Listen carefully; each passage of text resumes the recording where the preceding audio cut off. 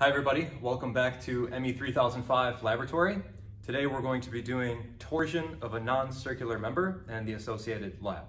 So let's first go through the equipment for this particular lab. And the equipment in this lab looks very similar to the equipment that we used when we did the first combined loading lab, where we had an aluminum member that we were putting into torsion.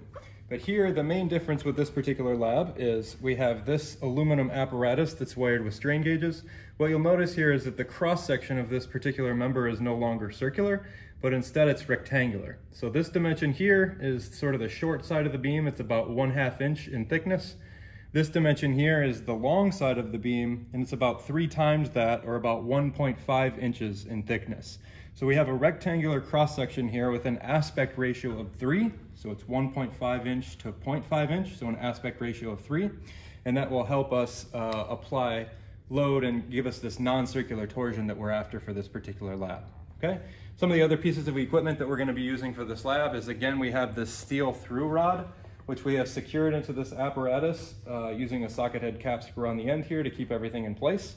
And we have a weight plate that we're gonna apply load to, or apply a known amount of mass here at the end, so that we can induce some torque inside of our member here and give ourselves torsional load on our non-circular cross-section. All right, now what's unique about this lab is we have a couple of special strain gauges, which you should have discussed in some of the previous lectures. So we'll see here on the top side of the bar, we label this as gauge number 7. We have a special type of rosette called a shear T rosette, or simply just a shear gauge. This gauge here has 3 wires, and it has basically 2 strain gauges, one that kind of goes at a 45 degree this way, which is sort of kind of the top side here, and one that goes at a 45 degree this way, kind of on the bottom. These are 2 gauges, and the gauges are sharing the white lead in the center there, and then they have the red and black respectively for the other 2. So we call this sort of like gauge 7A, and this here is gauge 7B, right? On the sides of the apparatus, we have your typical strain gauge rosette. So here we have gauges 4, 5, and 6, which are wired in a typical rosette. So gauge number 4 is 45 degrees kind of this way. Gauge number 5 is straight along the long axis of the bar, and gauge number 6 is 45 degrees kind of in this direction, okay? So we have a typical rosette here, a shear T rosette on the bottom, and also on this apparatus on the back side, we also have another rosette. Our cameraman's having a tough time. But here we have another rosette on the far edge of the bar with 1, 2, and 3. And we also have a shear T on the underside of the bar, which is gauge number 8A and 8B, 8A and 8B, which can't really be seen in the shot here right now, but hopefully you understand that they're there. So that's the apparatus for this particular lab. And we'll go ahead and cut now and talk about the wiring in a second. Okay. So the reason that we have some of these special strain gauges is because we want to wire them in a way so that we eliminate effects of all loading types except for those that come only from torsion. So the way that we can do that is we can utilize a Wheatstone bridge in a full configuration by wiring these gauges appropriately to eliminate all effects of the load except for torsion. So to do that, we're going to use the same strain indicator boxes that we used during the combined loading lab, except previously we used the quarter bridge configuration, which was kind of on the left here.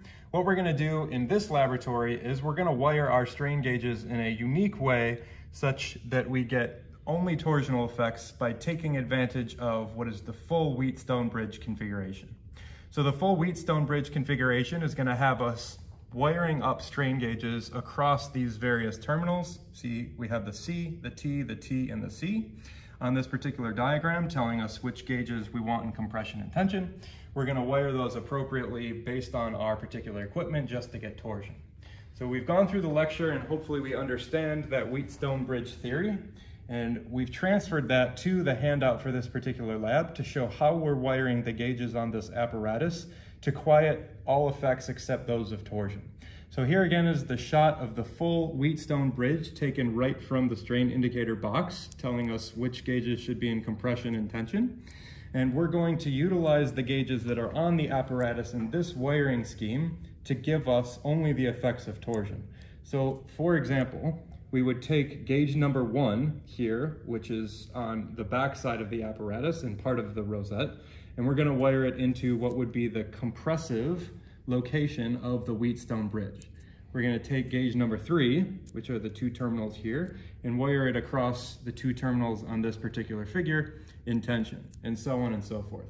So for the long side of the bar, this is our configuration, which gauges we're going to put according to this diagram up here. And for the short side of the bar, we're going to do a similar sort of thing, where the gauges on the short side of the bar are in a shear T, and we can arrange them accordingly. So now we're ready to apply load to our apparatus. We've wired our strain gauges up according to the figure, and we'll just have the cameraman come over here and kind of show that we've wired 2 full bridges here, one into channel number 1 for the long side of the bar, and one into channel number 4 for the short side of the bar. Both of these guys are wired up in a full Wheatstone bridge to quiet effects only of the torsion. We've balanced out the load. Maybe we need to do one more balance here. Looks like we're wiggling a little bit, so we'll balance. And we're gonna balance out the gauges so that they're reading all zeros when we begin. So we'll go through that process quickly. I'm gonna save the values. And now we should be reading approximately zeros for all of our gauges, which we see there. All right, so now we're ready to apply load to our apparatus. One last piece of information that you'll need to know for the calculation in this lab is that from the point of insertion of the steel rod to the application of the load, this length here is 18 inches in length. It's good to know. It's your sort of torque arm or moment arm for this particular calculation. So we're going to take now a 5-pound load and put it onto our weight plate. So here we are, putting the 5-pound load onto the end of the steel rod. And now we'll look at our strain gauge box and take a look at the measurements. So what we see here is we have 230 microstrain for the long side of the bar, and we have 140 microstrain for the short side of the bar. And these are shear strain readings. So that's it for this lab, pretty simple lab, just looking at torsion of a non-circular member, wiring up bridges appropriately just to quiet values of the torque.